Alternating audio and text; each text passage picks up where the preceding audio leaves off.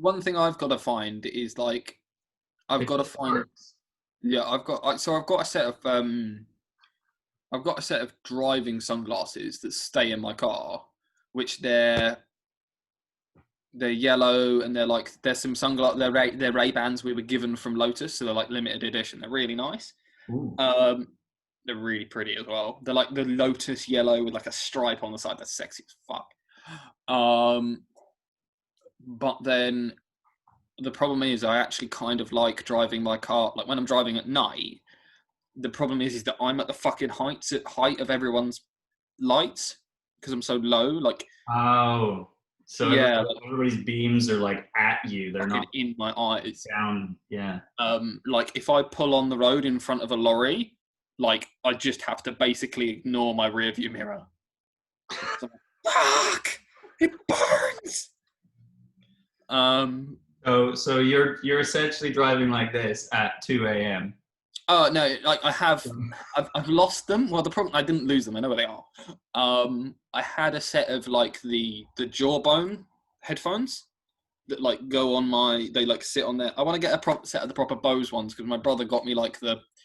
You know when a company makes something and then like a decent company goes, oh, we'll take that. So a company had already made these where they like sit on here and you can hear it without having stuff in your ears. Hmm. And the ones I've got kind of work, but the Bose ones are like my one. They go through the Jawbone and they have like a little speaker, so there's a little bit of noise that comes out. So if I'm driving with them on, I can listen to stuff and still listen to the road around because I don't like having headphones in when I drive. Um, Yeah, but the that's Bose illegal one, anyway. So. yeah, the Bose ones are like proper. Like you can. It's effectively like you've got noise cancelling headphones on, but Hmm. people can still talk to you. But Oh, they do like an off yellow, so you can still see at night, but it like doesn't make the light as bad. So I need to get a set of those just for driving. oh, I got you.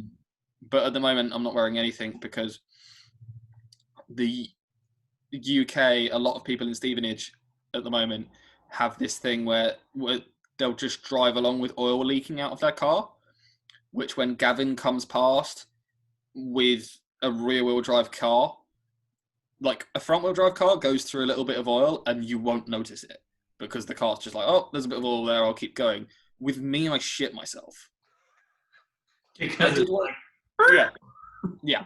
It's not like Tokyo Drift, but it's like it's enough that your sphincter just tightens a little bit. yeah, You just go, just ooh, just a little bit of poo comes out. yeah. Just, The worst one I had. I don't know if I've told you about this. I was driving towards a roundabout. Around the outside of where I live, there's like loads of. Effectively, it's like a mile flat, and then a roundabout, and it's at 60 mile an hour because that's the national speed limit on these roads. And then it's a roundabout, and I pulled onto one of these roads, and it was I don't know, like 5:30 in the morning, effectively because I was going to the quite gym early. early, quite early. And I came up to this roundabout, and there was a guy in an M, like a BMW M3 behind me. And we'd already been playing a little bit because, like, I pulled out of the roundabout and put my foot down, and he kind of kept up with me. And it was it was one of those. Oh, I found a playmate who doesn't mind going around the roundabouts a little bit quickly.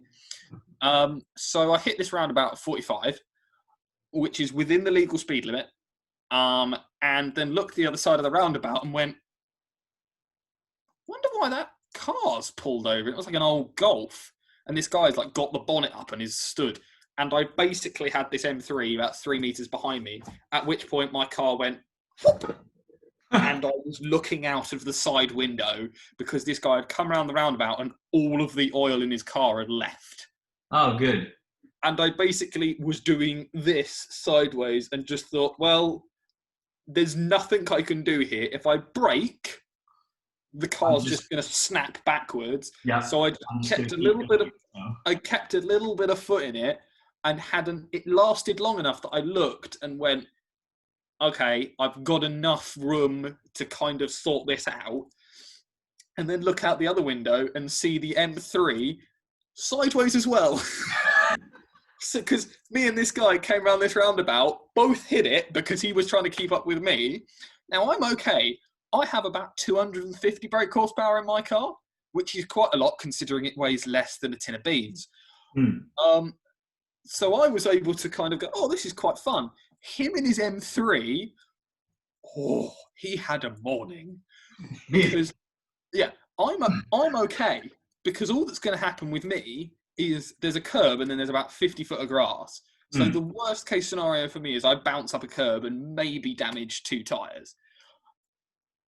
He was going a little bit faster, so In a much heavier car. much heavier car, much more power.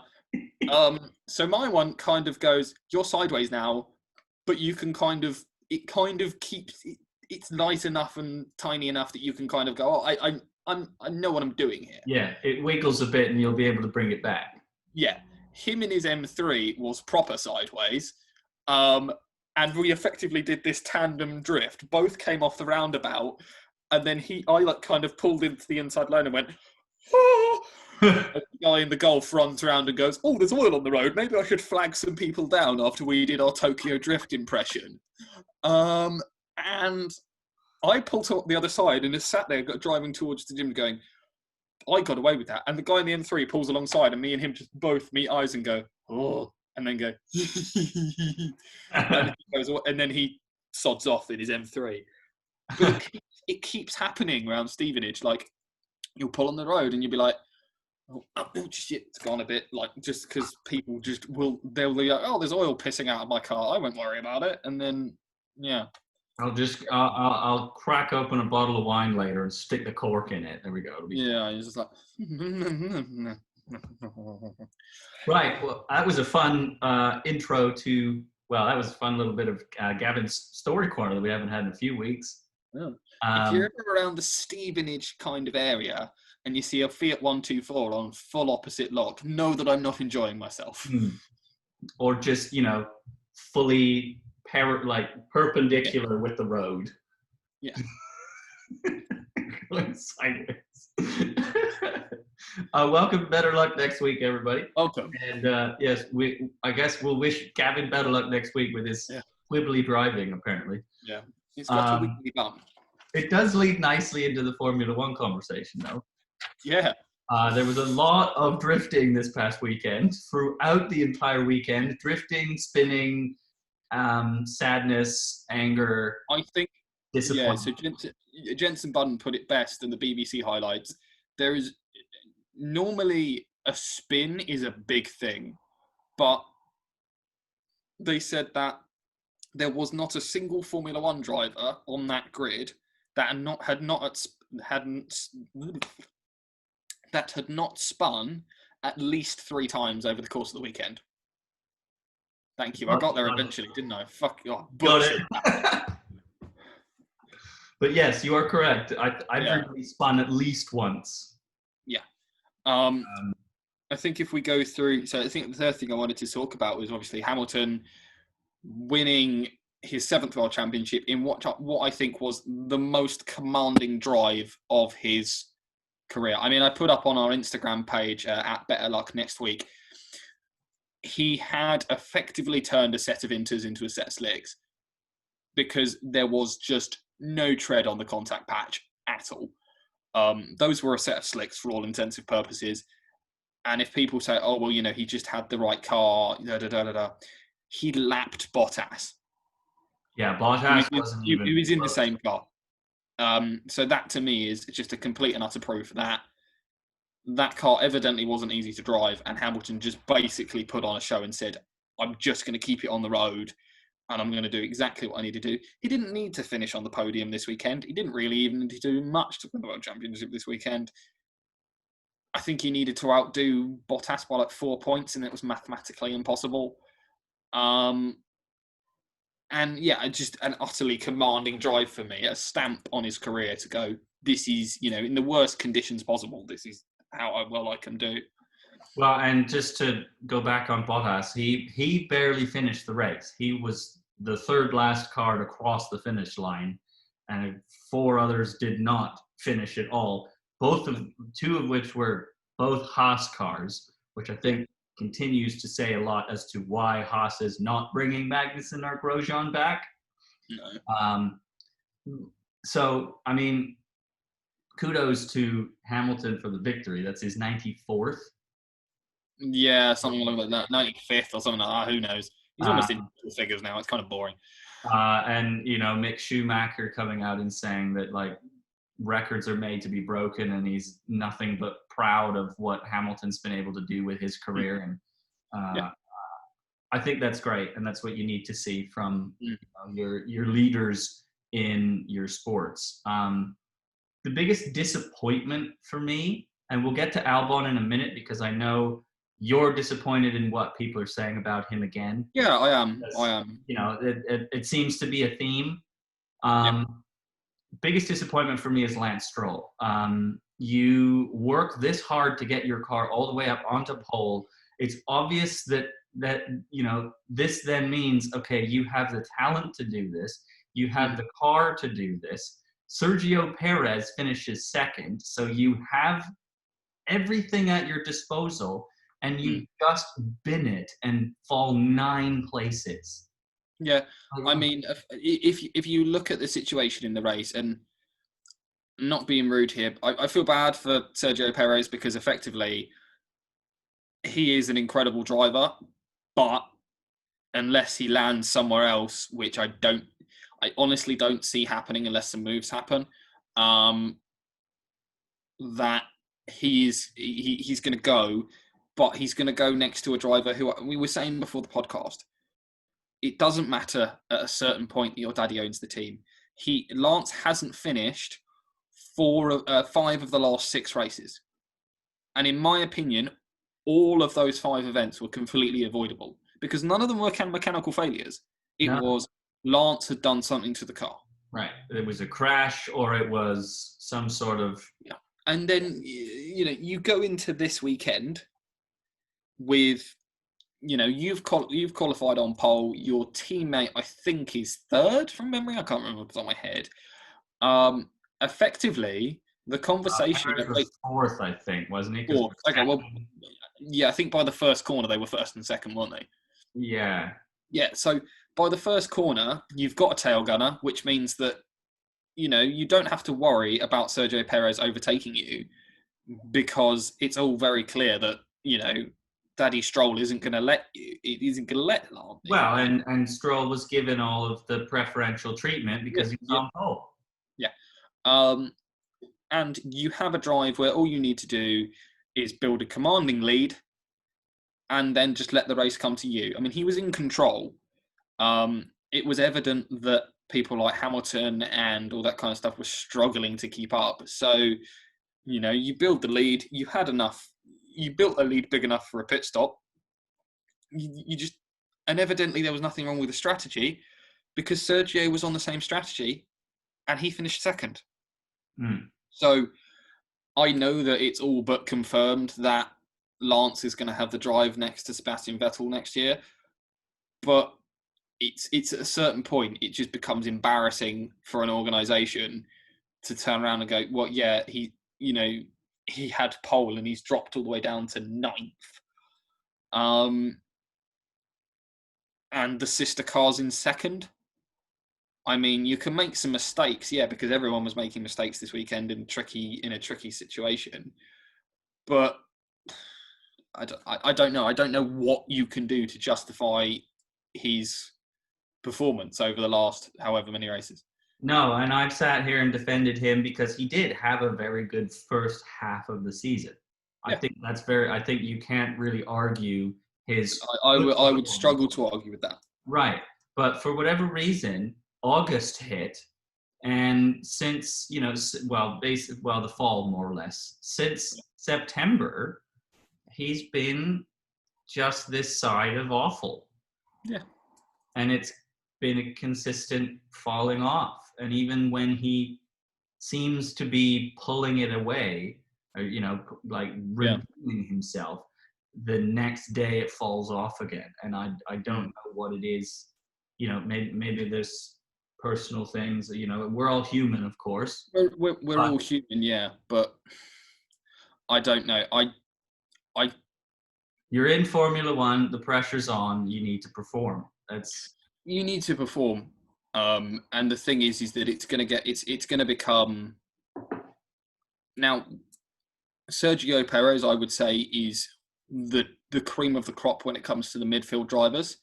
Mhm. If you put him into a Mercedes, would he be able to beat someone like Hamilton? Or if you put him next to a Daniel Ricciardo, is the conversation the same we're having at the moment? Probably not. But next year, Lance Stroll is going to be next to not Valtteri Bottas, Sebastian Vettel. My brain's gone this afternoon. Apparently. And Sebastian Vettel is a championship winner, and you're putting him into a car that is close to the Mercedes in power. He's going to have a lot of money behind it.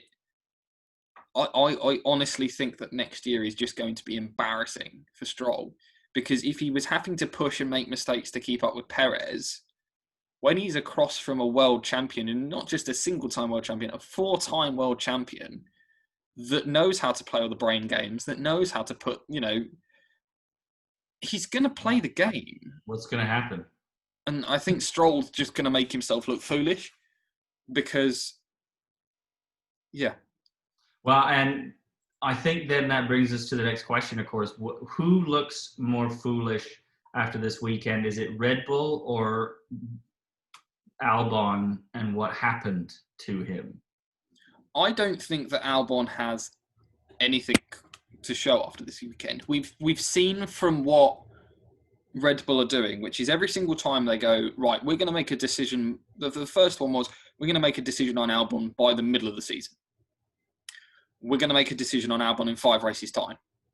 Okay, well, we're going to give him to the end of the season. Right, they keep pushing it back. They keep pushing it back. Now, it's evident that they want Albon to prove himself. And if I'm Red Bull and my future world champion is Max Verstappen, what Albon did this weekend is what I want. Now, a lot of people said, oh, he had the opportunity to win the race. Yeah, he was gaining quite quickly on the 2 racing points. But I want to raise a couple of points. My first point is that is a car that has been designed for how Max Verstappen likes to drive. It's been well reported as we know. It's been reported from other people that they've put in the simulator for the car that it's a difficult car to drive.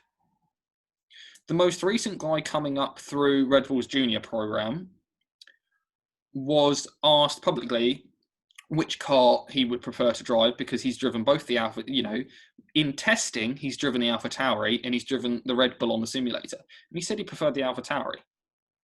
So it's set up for how Maxi likes to drive, which we know is not suited to the rest of the grid. Anyone else? Anyone else. They have pushed the development of that car so hard that the car that Max Verstappen is driving, they have said is 2 or 3 races ahead of the car that Alex Albon is driving.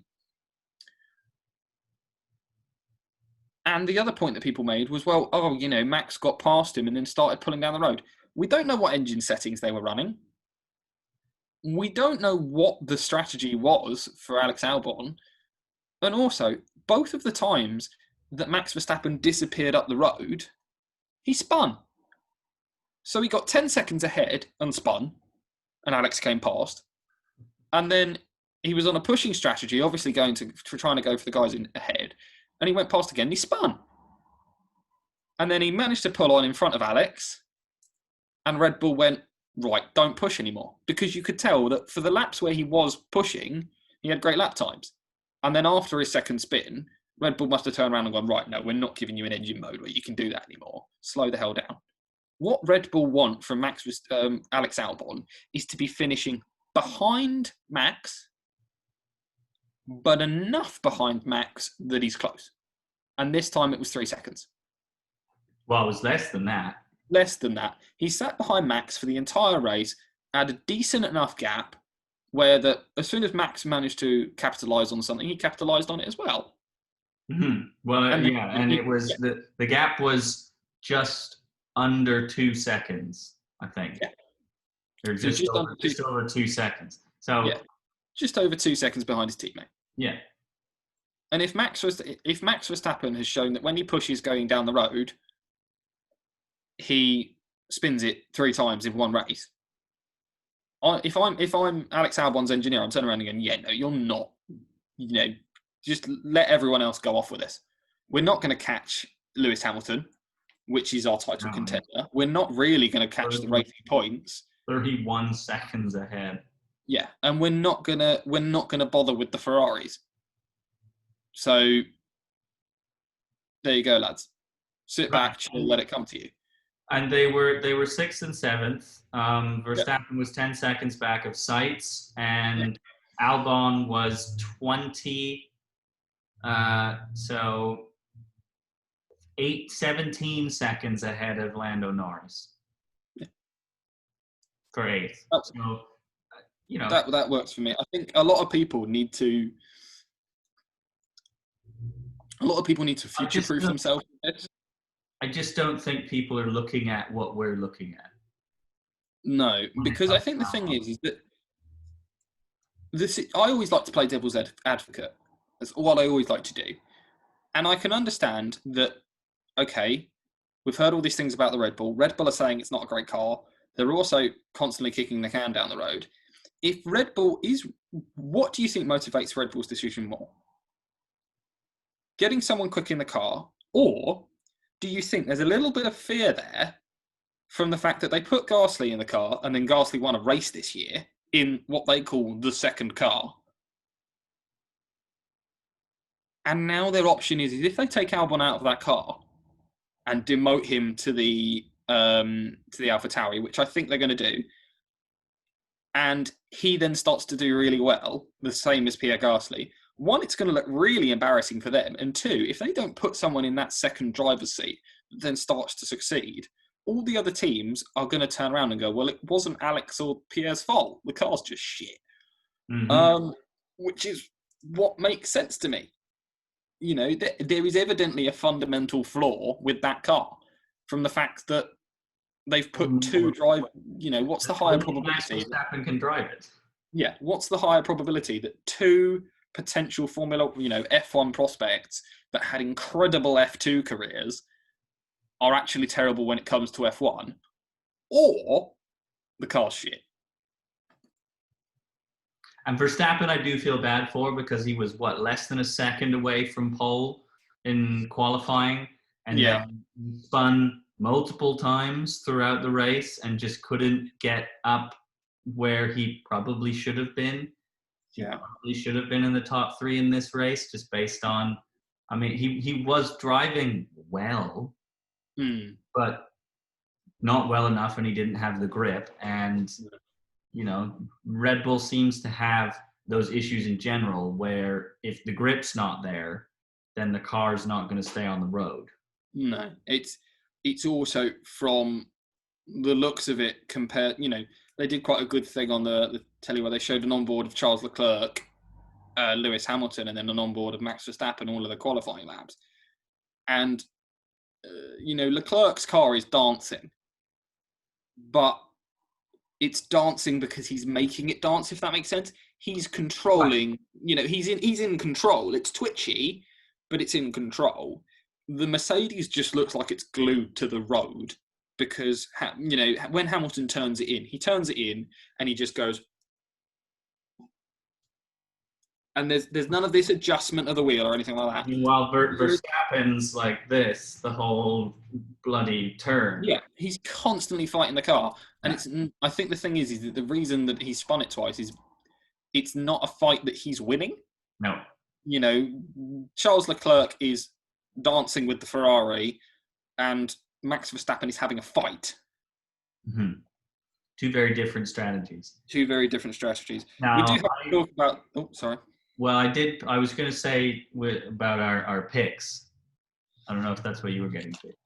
I did pick Hamilton to win, so that's 2 points for me there. But Perez and Vettel were second and third, so I only have 2 points. And I would have had 2 points if it wasn't for Charles Leclerc's last corner fluff. Right. Of which there is something very interesting. Did you hear what? Third too, I think. Yeah. Did you hear what Vettel said to Leclerc after the Grand Prix? No. He said, "Don't worry about this one. I believe that you're going to have think the word he said was tens of these in the future. So don't worry about losing this one. Because Vettel basically was completely honest about the fact he said, I watched my teammate go off the road and drove past him. They were like, oh, very skillful podium. And he went, no skill involved. I was in the right place. I maintained my car whilst my teammate did not. Effectively, Vettel was like, wonder what's the T? Oh, Leclerc's gone. Oh, I'm on the podium. I haven't done this in a while. Look at that. Yeah. That's nice, isn't it? Oh, yeah. Can we have some crumpets with tea while we're at it? Yeah. Oh, this is champagne. I haven't tasted this in a while. Oh, jeez. Is it out of his shoe, too? No. That's a... COVID. That's a... Jesus Christ. Weird. So the next Grand Prix isn't for a couple of weeks, the 29th, but it's in Bahrain. And you have a major issue with this. It's going to be about so they sent a this wasn't well known, but I have my contacts. That before before the Formula One cars go to a new place, what they've been doing is there's a couple of guys from Renault, a couple of guys from Ferrari, and I think maybe Mercedes have done one or two, where for safety reasons, they turn up with what they call a demonstrator car. So, the cars you see at shows and stuff like that do some burnouts and drive off. They're effectively last year's car with this year's bodywork. But they sent the Renault's car last year around this Bahrain circuit, which is the Bahrain outer loop, they're calling it. It did a 56-second lap. It's fast. It's fast. But when you consider that was last year's car, not in full race trim and everything like that, we're looking at, if Lewis Hamilton pulls his finger out, maybe sub 50-second laps. Yeah, I was thinking like early 40s even. Early 40s maybe, which is just going to be like... Shoom, shoom, shoom, shoom. It's going to... One, it's effectively like... It's the way that they look at it. The first corner is, okay, like a 90 degree. So that's a braking zone into a corner. The rest of the track is things that Formula One cars are going to be able to do very close to flat. So... Yeah, they're more just like slight bends than anything, right? Yeah, which I just think it's not long enough of a lap. Well, how do you stretch this out into a reasonably long Grand Prix? You're gonna have to have like upwards of 100 laps. The also thing as well is it's just going to become a pit stop fest, because right. Let's say, for example, you're doing on a race you're doing a 52-second lap. If you're then pulling into the pits and the entirety of the pit stop takes 30 seconds, you've almost lost a whole lap. Yeah. I don't think we should have a Formula One race as a historic thing where Lewis Hamilton is lapping people twice. I mean, it's gonna. I just think it's a. Of all I understand with certain things that, like, when COVID was going on, they were like, right, we can do Silverstone, let's do Silverstone twice. We can do this race, let's do it twice. I get that by the time you've sent everything out to Bahrain, you want to do it twice. But this outer loop thing is just going to be dumb. It's just going to be dumb. Because they're there again on December the 6th. Yeah. So it is 2 weeks in a row. This is the Bahrain Grand Prix, and then there's the Shakir Grand Prix. Yeah. It's also somewhere that they've been before many times, so they know how long the tyres are going to last. And you're just going to basically see teams turn up in their lowest downforce trim, turn the engines up a bit, and then I don't think it's going to be an interesting Grand Prix. Like, it's just going to be Lewis Hamilton's in the lead. Like, your neck's going to break every time. Yeah. I mean, qualifying is going to be close because I don't really see Lewis Hamilton being that far ahead of everyone round a lap that's going to take under a couple of seconds. But I just Right. Well, don't think it's going to be interesting. we'll take a look at it next week because we've got another week before that happens. There is an virtual Grand Prix if anybody's interested, as usual. However, let's move along to the NFL, shall we?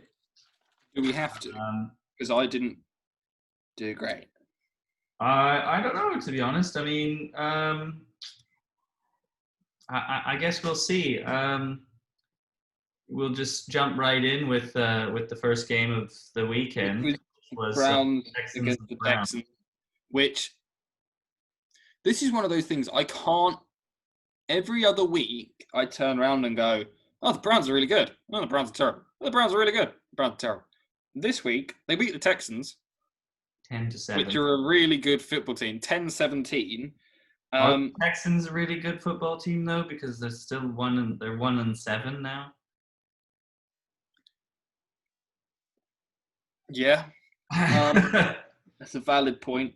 I mean, they did what they needed to do. This is the thing: is that like I see with this Browns team, they're not going to put up like Baker Mayfield's not going to go. Oh, I'm going to have a 600-yard game, unless he needs to. This game, all they needed to do was run the football well and throw a little bit. But the thing I look at is that mother of God, the run game. Oh, yeah. Because Nick Chubb had 19 carries for 126 yards. Kareem Hunt had 19 carries for 104 yards. Yeah, Baker Mayfield didn't really need to do a whole lot. I mean, he wasn't throwing very well anyways. And on top of that, the weather was so bad. They had to delay this game, Gav. I don't know if you knew that. I didn't know that. They had to delay this game because the wind and rain was so bad you couldn't see more than 20 yards down the field. So but then that's a game where you go, here's football. Yeah, they didn't bother throwing it because if you did, there was about a 10% chance that the receiver 6 yards from you was going to actually catch it because the ball was so slick that it was just going to slide right out of his hands. What was the noise the ball would make again? Thank you. But is that going to be, that should be your new text tone. Should it? Yeah. Okay. And put it in there. The other thing about this game was one of the last plays of the game, which is why the Browns won, basically. Nick Chubb made the smartest play I think I may have ever seen in a football game. And to the dismay of so many people, so many betting fans, because he had a 50-yard run all the way down the field and then cut out at like the 2-yard line. So yes, they ended up scoring the touchdown, and he could have scored a touchdown there, but there was still enough time left on the clock that if he had gone right into the end zone and they'd kicked the extra point, the Texans would have got the ball back and had enough time to potentially push for another touchdown. He did exactly the right thing that he needed to do. Like, just brilliant. It's a smart play. Brilliance. Yeah. So he did exactly what he needed to do, and that's just. He's Canadian. Yes, but that's the point I'm trying to make about this kind of. Sorry, no, he's not. Just kidding. That was the point I was trying to make about this Browns team, is that they're just doing what they need to do. They're not, could have Baker, started throwing against that Texans defense and put them 50 points up or 40 points up or whatever. There's no need. Yeah. Winning by 10 points, winning by 3 points is better than losing. So that just works. The Lions beat Washington. I don't think we need to have a conversation with that. Well, why is it that Matt Stafford only remembers he's a quarterback sometimes? And granted, they almost blew this game because Alex Smith came back and was like, "I'm Alex Smith, though." Yeah. Guy threw 55 passes, Didn't win the game. 55 attempts. Speaking of people that did really well, the Bucks destroyed the Panthers. Admittedly, the 3-7 Panthers, but I was looking down. I was like, I wonder where all those touchdowns come from. The second string running back, Ronald Jones II, had 192 yards. 23 carries. Yeah. Yeah. And then Brady threw 3 touchdowns as well and was 28 for 39. I mean, and you've got to look. This is the thing. You've got to look at the spread on this offense. So receiving, you've got Chris Goodwin 92, Mike Evans 77, Antonio Brown 69, Nice. Rob Gronkowski 51. I mean, On the 2 rest catches. on 2 catches. This is the thing: is that like if you're a defensive coordinator looking at this, you go, which one of those 4 do I put in single coverage? Yeah. Do you want to lead Antonio Brown on the outside in single coverage? Because he's going to punish you for that. Like, I can see that, like, you're lining up and you're Antonio Brown with his weird arm cross thing he does. And you look and you're in single coverage. I would just look at Brady and go, you seeing this? You seeing this? Well, I'm going to go to the house and you just throw it up. And the guy, like, the cornerback goes, what? Yeah, man, I'm going past you. Sorry. I'm going to see you later. I'm going to see you at the bar. Actually, no, I won't because COVID. Yeah. The Giants beat the Eagles. Yeah, well, first of all, I picked the Panthers. Why did you do that? I think because the Bucks had played horribly last week, remember? Yeah, but Tom Brady doesn't play 2 bad games. Yeah, that's fair. Right. Yeah, the Giants won. It is the Eagles. Like it is the Eagles. The Eagles are this bad. Yeah. Like, that is going to be a bad contract. It's going to be a bad contract negotiation for Carson Wentz at the end of the year, isn't it? What is it? The NFC? This is the NFC East, right? Yeah. It's being called Tank Division. Yeah, like who can lose? They're all so bad. Yeah. The Packers barely won, but they won. This is one of the things, is that the Packers keep doing this, where they make it just close enough that you're like, you didn't need to make that close. And they had pissed off Aaron Rodgers too, and they didn't take enough of advantage of it. I mean, he was 24 for 34, 325 yards and 2 touchdowns. Yeah, he had an interception, but that just made him more pissed off. Yeah. Like the Cardinals showed what you could do with a truly incredible wide receiver, in DeAndre Hopkins, who was triple covered. Mm-hmm. He was triple covered, and also Kyler Murray is so short that he couldn't see it.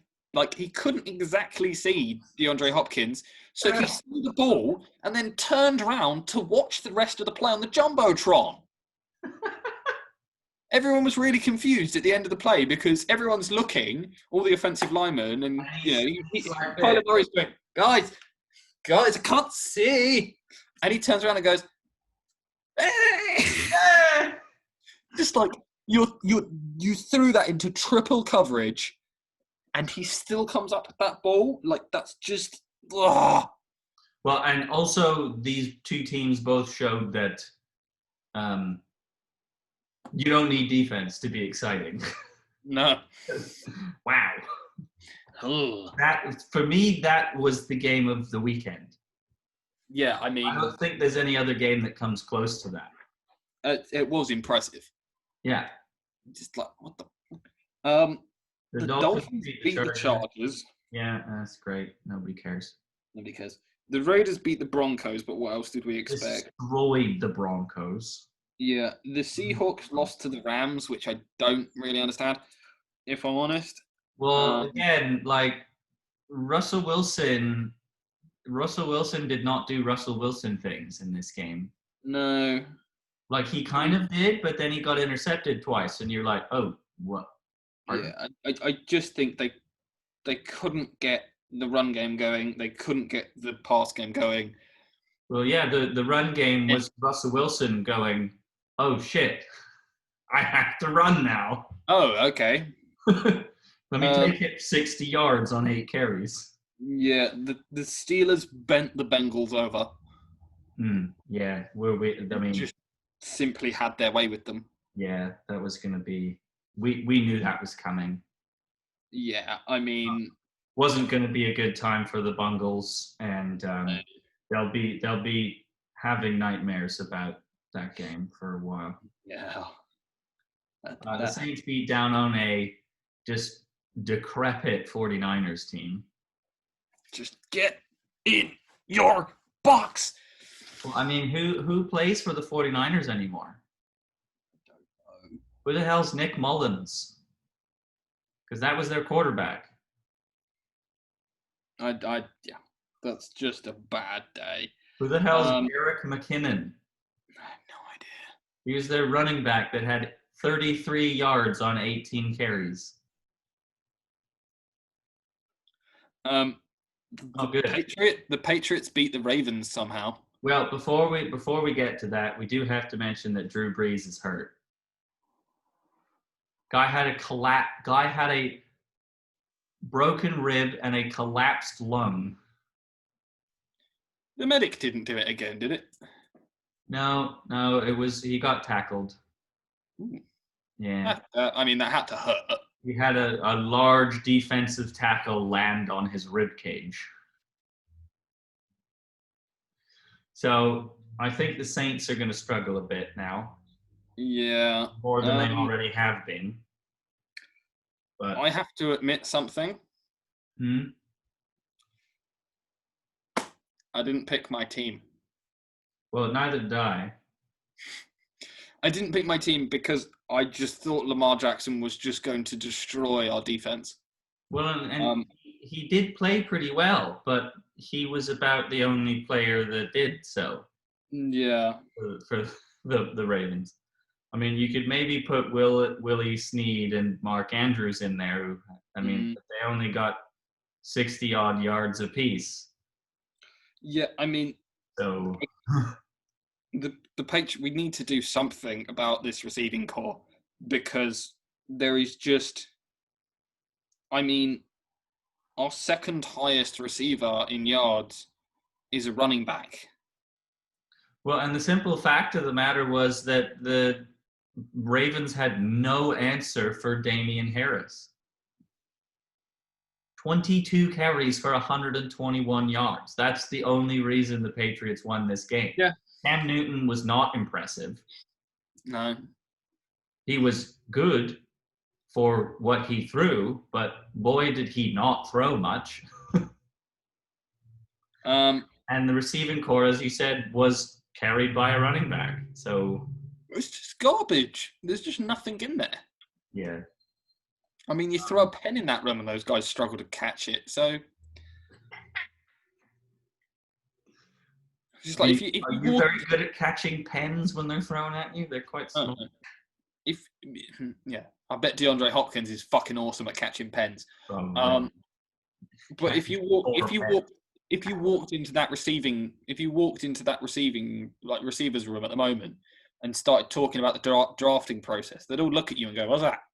None of us were drafted." One of them would turn around and go, "I was on lunch." Yeah, I got a call when I was watching a film. I mean, I was on lunch and I just tripped and I caught a leaf on my way down, and Bill Belichick went, "I bet you could do that with a football." And then I had a job as a Patriots wide receiver. How he does it. Chris Hogan was always really annoyed because he was watching a film and then Bill Belichick was sat behind him throwing popcorn at him. And the only reason that Chris Hogan got drafted was because he leant back and caught a piece of the popcorn. Without looking. He was like, Bill was like, "You must have him." And then Bill saw him walk a bit fast past an elderly man and went, "Oh, a deep threat." And he leant into the microphone again and went, "We must have him." That's not as much emotion Bill Belichick ever shows in a press conference. Yep. The Vikings beat the Bears. Who cares? It rhymed! I worked hard on that. Da-da-da-da-da-da. I threw my pen away. And the Seahawks beat the Cardinals yesterday. Russell Wilson decided to remember how to do Russell Wilson things. He was like, "Oh, I'm Russell Wilson." And it's not like the Cardinals played poorly either. They're a good team. You know, Kyler Murray was 29 for 42 with 269 yards and 2 touchdowns. Man, that's impressive. Guy tried to throw a lot. And it worked about 65% of the time. Given the fact that your receiving core is made up of Larry Fitzgerald and DeAndre Hopkins, I'd throw the ball a lot as well. Sounds like a good plan. Because both of those guys have got hands like catcher's mitts. Like I just throw it. One of them will get it. Right. I went 8 for 14 again, so another slightly rougher week for me. I always forget to top up my scores. Yeah, you throw your paper away before you tallied them up. I went 1, 2, 3, 4, 5, 6, 7, 8, 9, 10, 11. Wow. 11 for 14. It's like you forget. It's like you forget that there's beer involved in this. Yeah. It's normally because, Jared, what I do on my lunch break when I'm at work is look through these and make my picks before. So you cheat. Huh? So you cheat. No, I don't cheat. It's not like I'm sat in a room full of NFL analysts going, "Who's going to win, the Jaguars or the Steelers?" Well, because I make my picks right now. See? No, I write them down right now, but I go through and I'm like, Oh, I literally just that. It's how it happens. It's how the magic happens, Gav. Okay. Right. Steelers are going to beat the Jags. Because didn't they just do that? No, that was the Bengals. Same thing, basically. The Panthers and the Lions, I mean... the outcome is the same as if you put a Panther and a Lion in a stadium together. I'd be like, which one's going to win? I don't know. Yeah.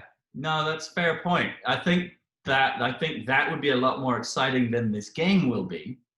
Oh, did I tell you about my my proposed idea for a different version of I'm a Celebrity? No. Is it appropriate? So, yes. Okay. Do you want to know about it now, or do you want to know about it in a minute? Should we get through the teams? Should we get through the games? Yes. I'm picking the Lions. And then the next one is the Texans and the Patriots. I'm going to go with the Texans. No, I'm going to go the Patriots, man. I know I'm not picking my own team. I know, and you've openly admitted it for the first time. I've openly admitted it because I don't see any reason in lying, and I think Bill Belichick personally needs to know that this year, if he drafts an offensive lineman, I'm going to end him.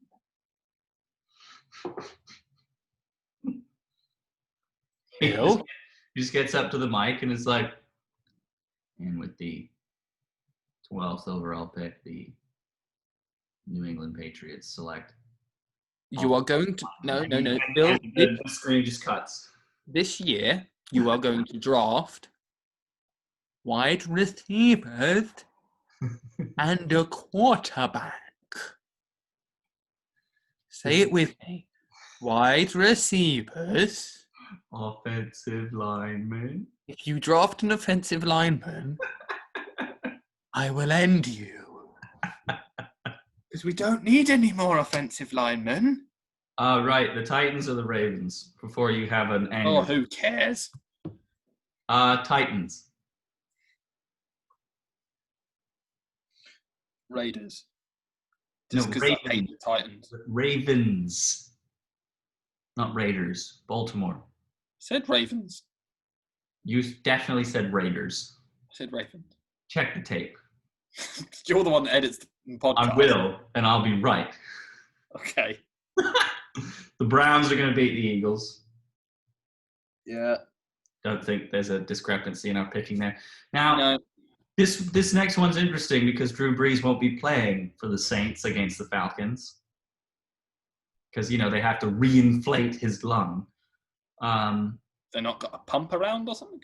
Oh, no, that's happening. But, they have to make sure it stays inflated and that also his rib cage, ceases to be split. Glue? So he won't, you really don't like this guy. I don't. It annoys me that someone's called, considered to be one of the best quarterbacks of all time, but hasn't won shit.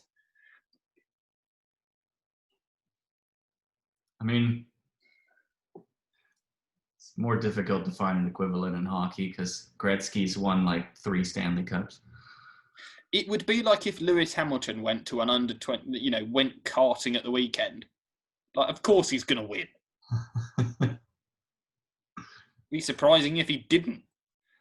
I think I'm the Bungles. I think I'm going to go with the Falcons. To be honest, because Matt Ryan, as we know, has this weird ability to suddenly be like, "Oh, remember that time when I was an MVP quarterback? I'm going to do that now for 40 minutes." And that's it. It's like Carson Wentz. He's like, "Oh, you want me to be good? Nah, I can't do that today. Oh, I'm playing against a dog shite team. Oh, let me put up some numbers." The Bungles and the Team Redacted. I've gone for the Bungles. Yeah. I really don't like the W. No. The Chargers and the Jets. And the Chargers. The Jets. Wow. Are you thinking that that's going to be a mistake? Yes. Because I'm convinced that the Jets are going 0-16 this year. Yes. But that would be the good thing for them to do. Yeah. But Philip Rivers is going to walk in and go, if we're too low in the rankings. But Philip Rivers doesn't. Philip Rivers plays for the Colts. Who plays for the Chargers? I don't know because nobody cares. And clearly you don't either because you keep forgetting that Philip Rivers doesn't play for them anymore. I don't know who their quarterback is on a sports podcast. I can't name 24 different quarterbacks. The Broncos and the Dolphins. Dolphins. Yeah. I think this is going to be a beatdown. Like, I don't think this is even going to be close. Tua has decided. Yeah. The Vikings are playing the Cowboys. I'm going to put the Vikings. Yeah, I don't think I'm going to be able to split on that one with you. I honestly think that this is the year that Dallas go, fuck, we need Dak Prescott. Yeah. Which is really good. And Dak goes, see, look at how much more money you should be paying me. Yeah. Because this team is shite. I would like dollar bills. Please. Packers. Yeah. Chiefs. Yeah. This is. I think I'm going to call this game Patrick Mahomes gets angry because he lost a football game, and just like at certain points, if receivers don't catch it, he's just going to throw the ball so hard it lodges in their lower intestine. Yeah, and they just run with it inside them. Yeah, or like just so hard at the face mask that there's a ball lodged in the face mask. Just like, I told you to catch it, Phil. Well, and on top of that, of course, they lost the game and then had the week off. So he's just double mad. I've just got an image of like it for 2 weeks. Yeah, like when people are mad at home and you like throw something against the wall. I've just got an image of one side of Patrick Mahomes' house just like his neighbours just cowering a corner because every now and again he just throws something and a football just explodes through plasterboard. Or you just see Mahomes just like hunched over in his room, kind of sitting like this a little bit, and then it pans over to the wall that's just penetrated with footballs. Just like his gardener walks past at some point and he mistakes it for a football and throws his gardener 600 yards into a bin with a perfect spiral. And the gardener just lands perfectly. Yeah. Feet first, just go, oh. I'm over here now. Okay. Like I do imagine that everything that Patrick Mahomes throws in his house, like if Patrick Mahomes throws a spoon in the sink, perfect spiral. Yeah. If Patrick Mahomes like flings off his underwear before he's about to get into a bath, perfect spiral. And straight into the laundry bin. Yeah. I mean, the best thing as well is like his girlfriend will be stood in front of the bin. He like drops back to pass and like runs around and goes, yeah. And it just... And then she's just sat there exasperated going, you can just put them in there. You don't need to throw it from the other side of the house. And he's like, haters. But I do. Just whips the condom off after sex and throws it and it lands in a bin the other side of the house. All right. Line. Crossed it. The Bucks Perfect spiral. Rams. No, we're moving on. That's it. The Bucks are going to beat the Rams. I think I've broken Gavin. Or he's broken himself and I've just made it worse. No, sorry, all I can think about is like, you know, in Ted the movie where Tom Brady throws Ted out the window. It's just...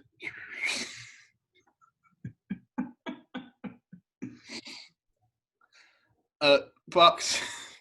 Patrick Mahomes is when Patrick Mahomes has a kid and he's sat in bed and the kid goes, "Oh, can you pass me my teddy?" And he just goes, you know that thing that dads do where they like bounce you on, like, you know, they throw you up in the air and just catch it again. Yeah, it's just like Patrick Mahomes just playing that with his kid and throwing it up in the air and then going, "Shit, I gotta call one of my wide receivers." Hey, yeah, hold on. Hey, Chia. Yeah, the kid's in atmosphere now. Can you get ready to catch him? Yeah, where are you? Oh, it doesn't matter. About 2 minutes. Okay, cool. Yeah, can you just let him know when you got him? I'll start driving on your way over. Okay, cool. You just hear from like 3 blocks away. Patrick driving his car again. She's gonna kill me when she finds out about this. Yeah. Texans. Don't tell your mum, okay? Daddy, I saw spaceships.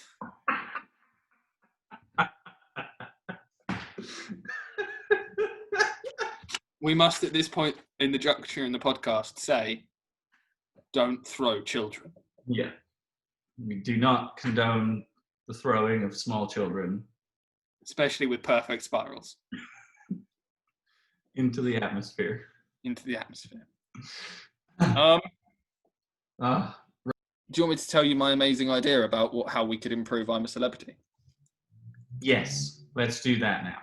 Let's do that now. So, as we all know, I don't know, do you get I'm a Celebrity, Get Me Out of Here in Canada? Okay, so what it is, it's a show where they take a bunch of D-list celebrities, and I'm talking like D-list, like one of the guys that's in Hallmark, it. like Hallmark shows? No. So effectively what it is, like when it started, you've got a bunch of A-list celebrities, 12 of them, and put them in, they call it a jungle. It's a jungle, part of a jungle in Australia that's actually like a film set. And you make them stay there for, I think it's 12 weeks. It's set in Australia for 12 weeks. 4 months? Yeah, it's long. For 3 months? Nice. And effectively what you do is you put all of them in. So you put 12 celebrities in. No one knows who the 12 celebrities are. The 12 celebrities don't know who the 12 celebrities are. And then you make them do tasks every week. So everyone texts in and says, I want this person to do this task, and then they go into this task, and the tasks can be anything from they're not dangerous, but they're kind of scary. So like, some of them will be at height, and the most famous one is something called a bush tucker trial, where effectively they have like 12 disgusting items, and for every one they eat, they get a star, and for every star they get food for the camp. So like it's a bit like Survivor. Yeah, effectively. It's a bit disgusting. Yeah. So like, so the guy that's on it, the one person no, is Radio 1 in the UK. They have a presenter whose entire job, like he's not a scheduled presenter. His job is that when someone calls in sick or is on maternity leave, he covers their show. Mm. So this guy isn't a guy that has a regular spot or something like that. He just kind of covers when they need someone. So just to put it in perspective, last year, the two people of note I can remember were a comedian, James Haskell, who's an ex-England rugby player but has been retired for 2 years, and Caitlyn Jenner. Oh. Yeah, and I can't even remember the rest. Adele Roberts, who was another Radio 1 presenter. So it's like one of those dancing shows, like Dancing with the Stars. People do like once their career is. But everyone at work's watching it, and I can't force myself to do it because it's a bunch of people I don't really know. So because of COVID this year, they haven't been able to go abroad, so they've just gone to a castle in Wales, which if you think a castle in Wales is especially bad, like the other person they've put in is Mo Farah.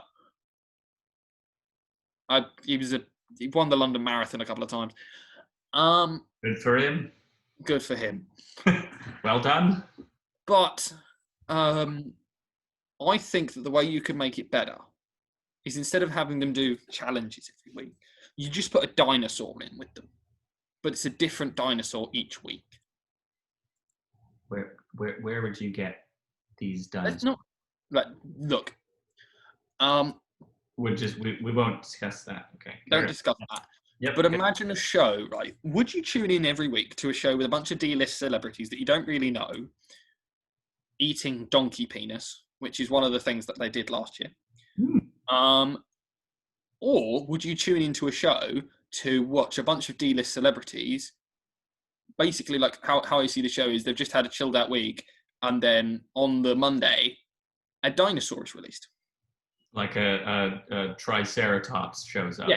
But if it's a Triceratops, everyone turns around and goes, it's a Triceratops. They've only got to stay out that thing's way for a week. That's not too bad. And but then the next week, a raptor. It's a raptor. You're going to watch the shit out of that show. Because if someone turned around to me and went, oh yeah, Caitlyn Jenner's on I'm a Dinosaur this week. Oh, really? What's the dinosaur? A Stegosaurus. I am a Stegosaurus. And then, oh, what's it this week? Oh, it's a Velociraptor. Brilliant. Where can I watch that, and how often can I watch that? I think I would tune into that. Unfortunately, dinosaurs don't exist. But we can talk about the Raptors, as in the Toronto Raptors, briefly. Baseball, basketball. Yes, because I got it. Good job. Why are they called the Raptors? Because raptors are ferocious and purple. And have they found any raptor skeletons in Canada? I'm gonna say probably. Do you want me to go into my tongue conversation about pointless sport team names, or do you want me to leave it alone this week? Okay. No, because at least they're ferocious. Hey, we had the Bears last week. You told me to be quiet and not say anything about it, so I haven't said it.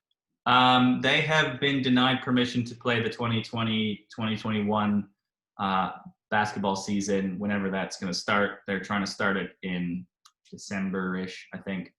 They've not been given permission to play in Canada, and I'm just shocked, because the Blue Jays were denied permission. So it's amazing that the Raptors were also denied permission to do the exact same thing that the Blue Jays tried to do during the height of COVID over the summer. And the Raptors wanted to do the same thing during the height of the second wave of COVID. Just what So did you expect, guys? really all I have to say about it. That's like, oh wow, they've been denied permission by the Canadian government to have all these American basketball teams cross the border into Canada and not abide by the rules that are set for the civilian population of Canada. Yeah, you've made that one pretty simple. Yeah. Um, I would just love to know if Lisa McLeod was involved in trying to push this through. Meanwhile, she's turning around and saying that we can't have the Ontario Hockey League with body checking. Anyways, dumb. everyone's all over the place. This to Yeah. me makes complete sense. What the NHL's doing makes complete sense, where they're going to probably have a Canadian division. I mean, that makes sense. Right. That makes sense. You've got 7 Canadian teams. That's a perfectly sizable division. So the 7 Canadian teams can play each other. Great. Yeah. Right. That works for me. What I have now is I have something. I know I have logos for you. Are you feeling okay? I am. I'm feeling quite. I mean, you've worn that shirt. You've got logos ready. Yeah. Right. It's a good day. So I'm gonna screen share it with you, so we don't have to go through the hassle of sending it to you and all this crap. Yeah. And I want the same thing that I had to give you. So location, name, and sport. And these are all based in Canada. Okay, so is it out of? Have you done 6 again, or? I believe 1, 2, 3, 4, 5. Yeah, I've got 6. Okay, cool. All right, so here we go. Oh my god, that's aggressive. So this is the first one. Okay. So for name, I'm gonna go with the Tigers. Okay. For sport, I'm gonna go with Canadian football. Okay. And for location, I'm gonna go Hamilton. Okay. Do you want me to tell you now or at the end? No, don't do it. Let's keep with some semblance of format. At the end? Yeah, at the end. Okay. So that's the first one. Here's the second one. So this one is Bulldogs. Okay. It's a hockey team. Okay. And they're from Burlington. Okay. Because Hamilton Bulldogs didn't work for me, and Burlington Bulldogs sounds about right. Okay. Uh-huh. You're not giving me anything. This is... Nope. What the fuck is that? They don't get any easier from here. I think I started you off. I mean, you could have sent me a photo of your ass for all I know. So I'm going to go with the location being Newfoundland. Okay. No. The location is Halifax. Okay. They are... Are you writing this all down? Because I'm not remembering it all. I just want to point out that when the way I did it, Jared, to let you know, is I just basically wrote 1 through 6, and as you were doing it, I ticked it off. Okay. Do you want a minute so that you can do that? I'm doing it right now. Carry on. Keep thinking about this one. Okay. Is that a H or is it a J? Or is it like a F?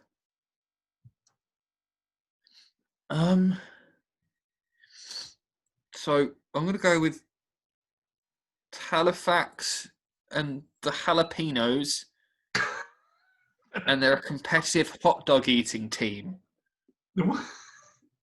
That's your final answer? Yes. Okay. If we've got that one right. Okay, this is the next one. Oh, God. Right, so location, I'm going to go with Denver. These are all in Canada, Gav.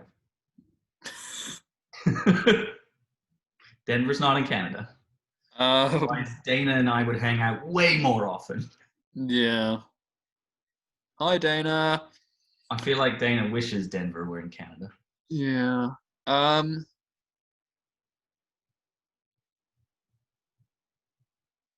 to think where in Canada they have a lot of horses.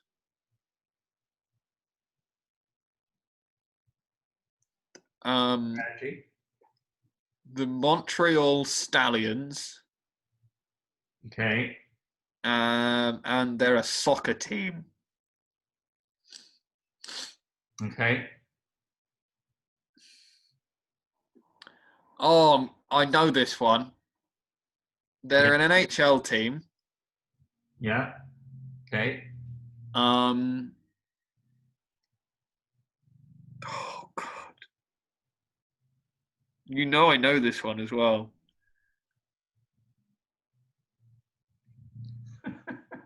Ah. You've got 7 options if you're going with an NHL team.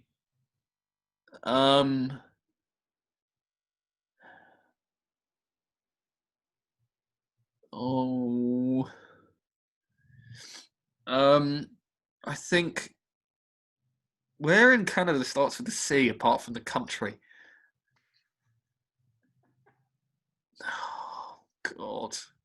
Is the C for the name of the team or the name of the city, though? The name of this oh God. That looks like a blue whale. Okay. So Take a stab with the name. no, it's just I think the name is the Sharks. No, the whales. Okay. They're from Newfoundland because that's probably the closest in Canada they get to killer whales. And you said they're an NHL team. Yeah. Can Okay. I have a backup answer on that one? Yeah. The Burlington Belugas. You like the alliteration, don't you? I do. So I'm going to predict 0 out of 18 on that. I'm just going to say no to your backup answer. Like, entirely. Oh, there's more. This is the 6th one. So that is definitely Newfoundland. Okay. Because if there's another team in Canada that has the Newfoundland dog as their logo, I'm going to kick someone in the balls.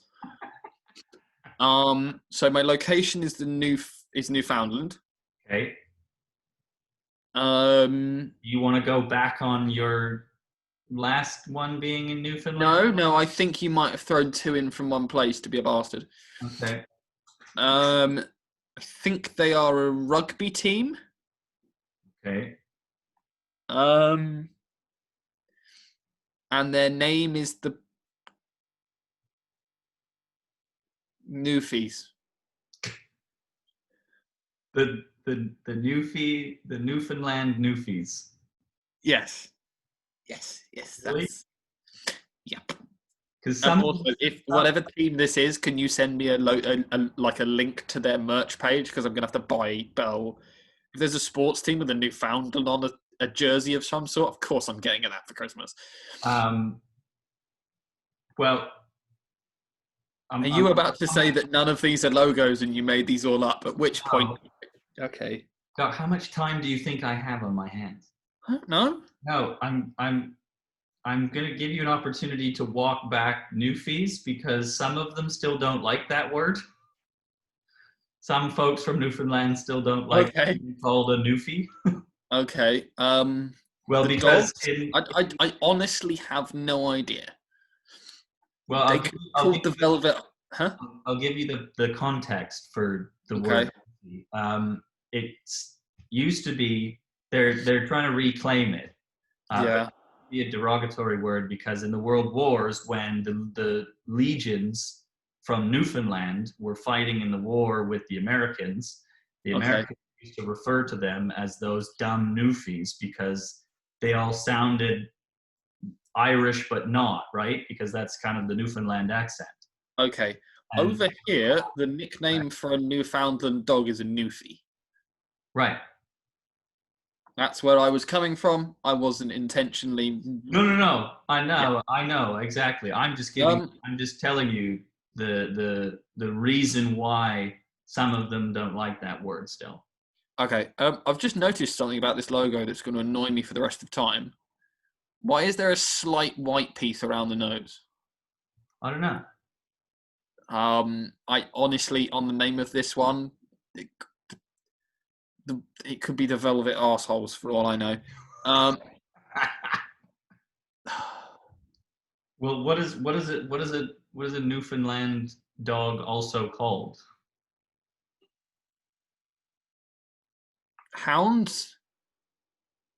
The Hounds. Okay, you go with that. You're such. Okay, so you got two right, and I think I'll give you half a point because you called them the Tigers, and you've definitely seen this because Yeah. that jersey right there.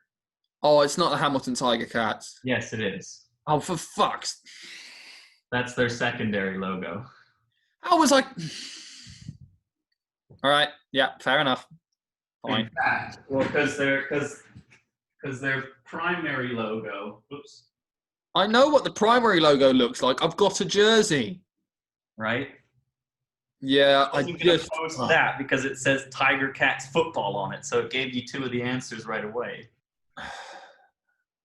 I got 2 points for that one though because I guessed the sport right. Yes, you did. You got the sport and the location right, so you got 2 points there. Okay. This one, you were doing very well. Okay. And in fact, you even said the actual name. Oh god.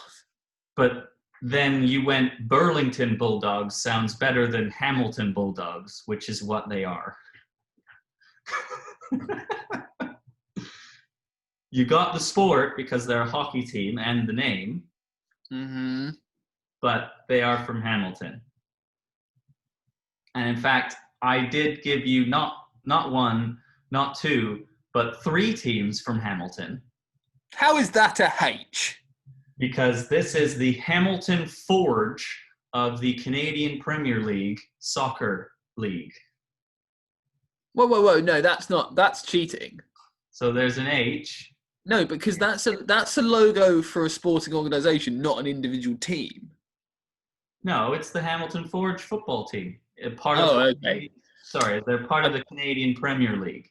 Oh, okay. Where in all that is holy?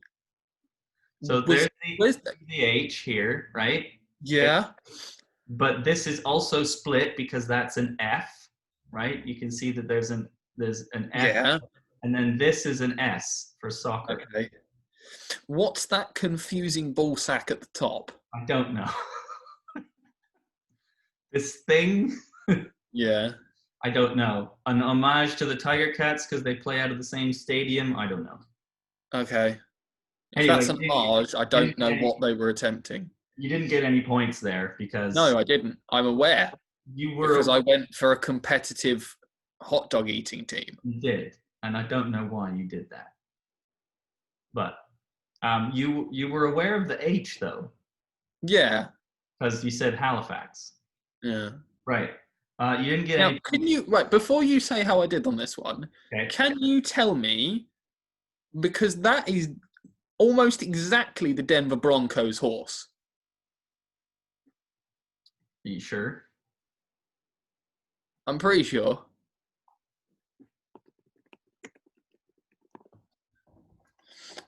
It's absolutely not.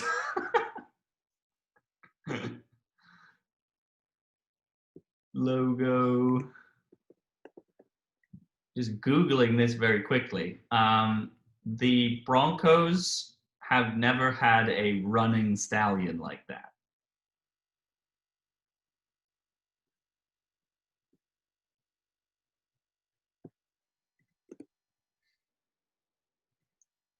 We look up the history here.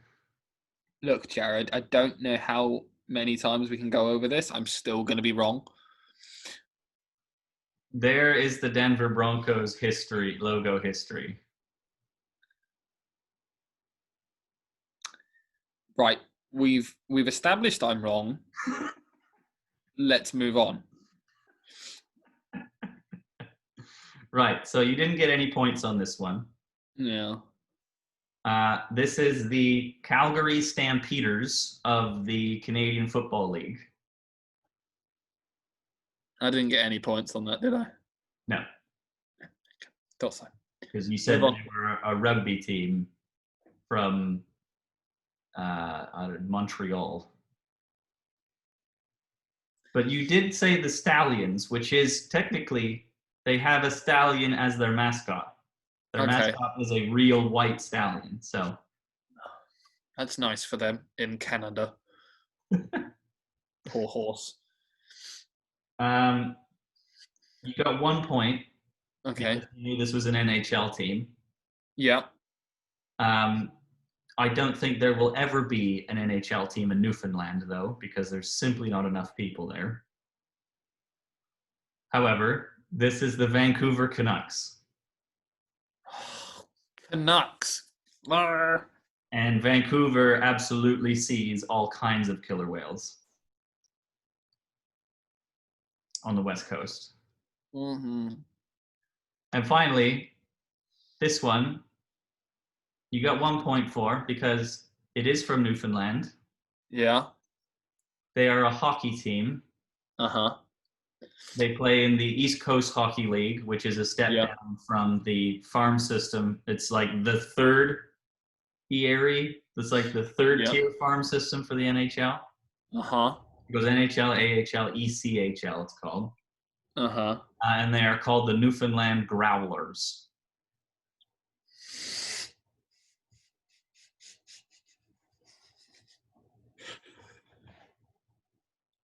So you got 6 points. What? Just say the name again. The Newfoundland Growlers. You are aware of the connotation of a growler. I mean, I guess. Don't Google it right now. No, I'm getting the team site up.